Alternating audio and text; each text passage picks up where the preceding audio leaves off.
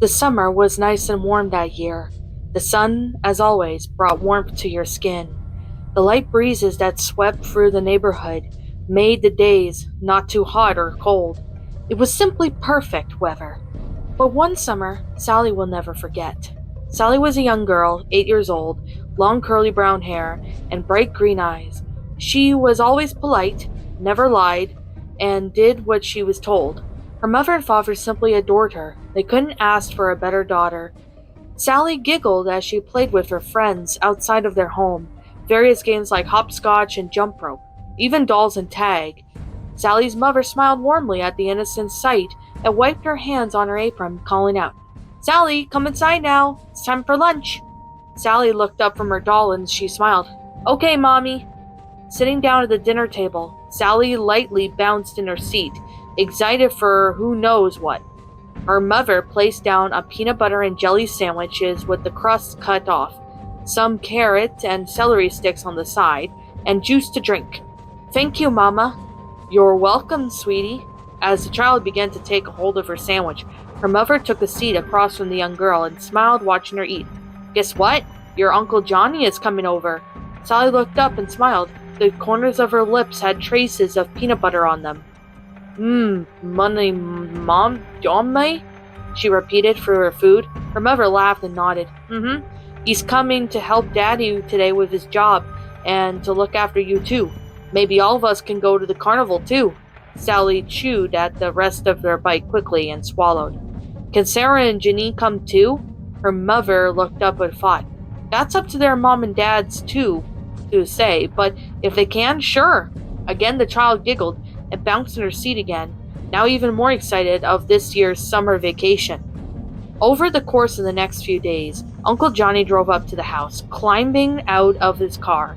The man stretched his arms over his head and let out a tired sigh. "Uncle Johnny," a small voice chirped, earning the attention of the man. Sally dropped the jump rope she was playing with and ran over to the family member, hugging him.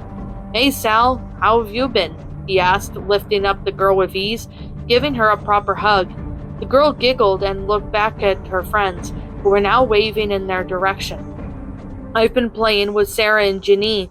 Let's go inside and tell Mama you're here." "Sounds like a great idea." He smiled and walked inside the house, calling out to the woman. "Marie, I'm here," he called, followed by Sally's mimicking him.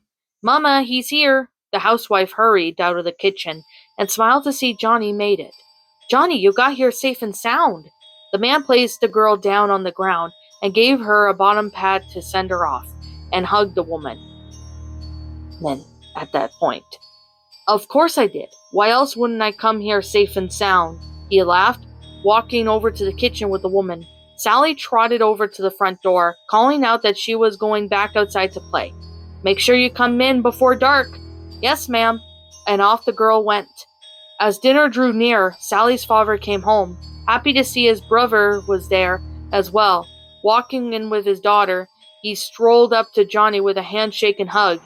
"Nice to see you, man. How have you been?" he asked, crossing his arms, watching his wife set the table up for supper. Johnny gave a shrug of his shoulders, fiddling with his thumbs. "Karen and I split up." "Aw, that's terrible. I'm sorry." Johnny shook his head with a smile. "Nah, it's all right. I'm happy. I can move freely without having someone constantly wanting to know where I am and what I'm doing." The two men laughed together, making their way to the table to eat. "Thank you. I'm glad you like it." It's yummy, Mama." The adult smiled and chuckled from the child's praise. Plate after plate was empty, and Sally began to yawn over and over again, rubbing her eyes with her hands. Her mother smiled and gently rubbed her back. "Looks like someone is tired. Time for bed."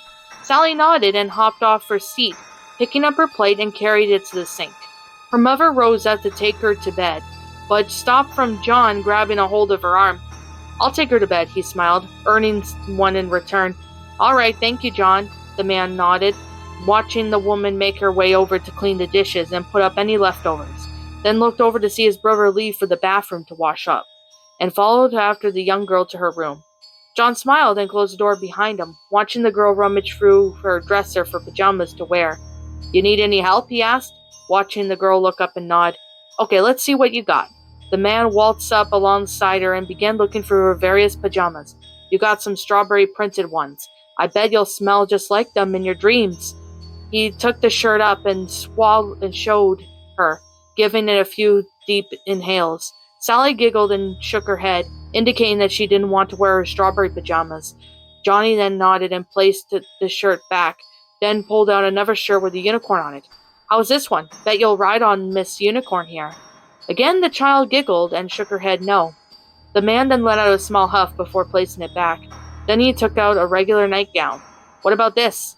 Be able to turn to a princess with this. Sally's eyes lit up and clapped her hands excitedly and nodded.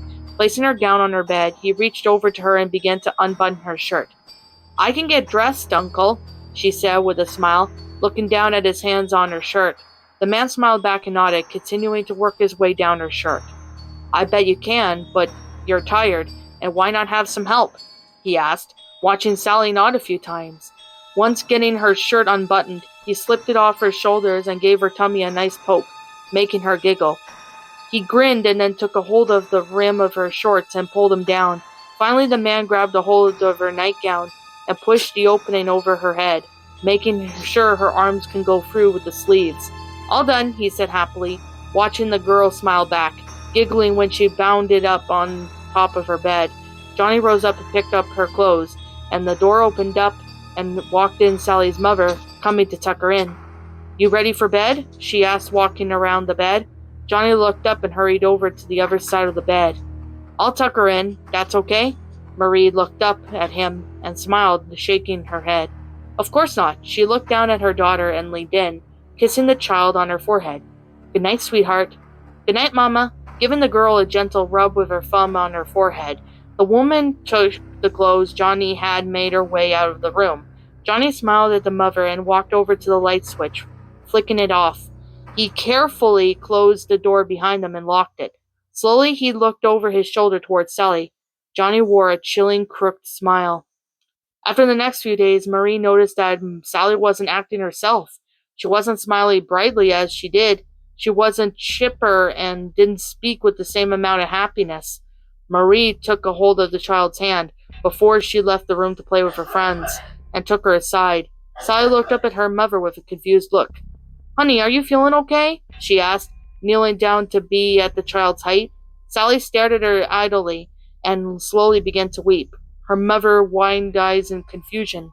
Sally, Mama, I didn't want to, the girl managed to say through her hiccuping sobs. Didn't want to do what, sweetie? I didn't want to play.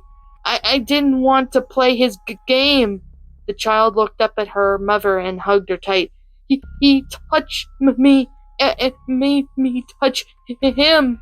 Marie frowned and gently began stroking the child's hair, comforting her, lightly hushing her to calm her down. Shh. It's okay. Mama's here now. It was a nightmare, that's all. The girl had a scary nightmare. Everything is fine now, okay? Don't worry about it anymore. She watched Sally look up at her, her breathing chopped up from crying, and smiled. Oh, okay, Mama. Her mother smiled and kissed her forehead. Now go wash up and don't want to play with your friends with a dirty face. Sally let out a small giggle and ran off to the bathroom to wash her face. Later that day, Johnny and his brother came home from work. Frank sighed, smiling when he saw Sally wave to him. The father waved back and closed the car door, making his way up the house. Johnny looked up at Sally as well and smiled, waving to her. The child's smile slowly wilted, showing less happiness to it, but waved it back as well. Johnny also walked inside the house, pausing when he heard the conversation between his brother and his wife. Sally, what? Frank asked. She had a nightmare, a very bad one, she said. He touched her. Who the hell is he? I don't know, Frank, but it was only a nightmare. I just wanted to inform you of what's been going on with her and why she was acting differently. Johnny furrowed his brows in anger, his knuckles turning white, then calmed down quickly, thinking fast. He put a smile on and just walked into the room, making it look like he had just walked into the conversation, and rose his brows. Whoops, did I mean to interrupt something? He asked, watching the couple shake their heads. Johnny smiled again and thumbed in the back of the direction of the car. I'm going to head to the store. Need anything, Marie? The woman smiled and looked towards the kitchen. Yes, actually, can you get me some eggs, milk, bread, and juice? Johnny nodded, about to leave until he paused. Sally wanted to come along too, just wanted to inform you, Maurice said. Thank you, John, he said again, and made his way out of the house, keys in hand. Looking out to Sally with her friends, he cupped his hand over her mouth. Sally! The child looked up at him and started. Come on, let's go to the store. John made his way over to the car, gesturing for the girl to follow him. Sally sat there for a moment, then placed her dolls on the grass. I'll be back. Please watch over Mazapan and Lily for me. Janine and Sarah smiled and nodded, continuing to play with their game of dolls without her. Sally reluctantly made her way around the car, climbing into the passenger seat, and buckled herself in. Did Mama want you to go to the store? She asked. Johnny nodded and put the keys in the ignition, turning it on and backed out of the driveway. Yep, she wants me to get some food for her. Maybe I can get you something too. He grinned, looking down at the child. Sally nervously smiled back and looked ahead, watching the scenery pass by. As soon as they got to the road leading to the store, Sally noticed he wasn't slowing down to turn into the parking lot. She furrowed her brows, confused, and looked up at him. Uncle Johnny, the store is back that way, she said, pointing in the direction of the whole food store, but nothing came from the man. He just continued driving, a very faint smile on his face, and the child sat up and looked past the back seat, watching the store slowly grow smaller until it was out of sight. Realizing they weren't going grocery shopping, the child watched her uncle drive into the small parking lot in the community park near town. No one ever went to the park on Sundays. Sally felt nervous and her breathing quickened. Watching the man with wide eyes, Johnny put the car into park and turned the ignition off, looking at the child, anger obviously showing in his features. You told your mom what happened, didn't you? He asked, watching the girl frantically shake her head no. You're not playing the game right, Sally. His tone, a bit, almost had a slight singing to it. The man reached over and pulled the girl to him, ignoring the struggling she was putting up and her whimpering pleas. You said you'd play the game with me, Sally. You lied to me. Opening the car door beside him, the man climbed out, along with the child, and shoved her to the ground, quickly pinning her down, ignoring the cries and writhing the child was making. You have to be punished now for breaking the rules, he said in that slight sing-songy tone, and began to unbuckle his belt. Just in, a couple finds the body of an 8-year-old girl, Sally Williams, in the community park. The week-long search is now closed. More tonight at 9. She could have sworn that she closed her door before climbing into bed. Guess I forgot getting up from the warmth and the comfort of the bed. The teen made her way across the room and shut the door. Before she could climb back into her covers, a creak outside the hall rose up. Was her parents up? They must have checked on her to see if she was asleep or something. As soon as she got her legs covered up, the teen froze to hear a faint sound of crying. It sounded like a child. Slowly rising up from the bed once more, the girl made her way over to the door and opened it. The crying seemed to be louder outside of the room. Peering down in the darkness, the teen crept down the dark hallway, following the sounds of the whimpering. Once getting to the end of the hall, the girl gasped. Sitting on the floor in the front of the moonlit window was the little girl. She was hunched over, crying. How did she get into her house? Through the windows? Swallowing hard, the teen spoke up. Who are you? How did you get into my house? She asked. Suddenly, the crying stopped. The child slowly moved her trembling hands away from her face and looked behind her, twitching slightly. Blood replaced her tears, staining her hands. There was a deep clot of blood in her hair on the side of her head, blood leaking from the wound on her face and down to her dirty nightgown. Her bright green eyes seemed like they saw right through her soul. This is my house, the child spoke, her voice raspy, sounding as if she was struggling to speak.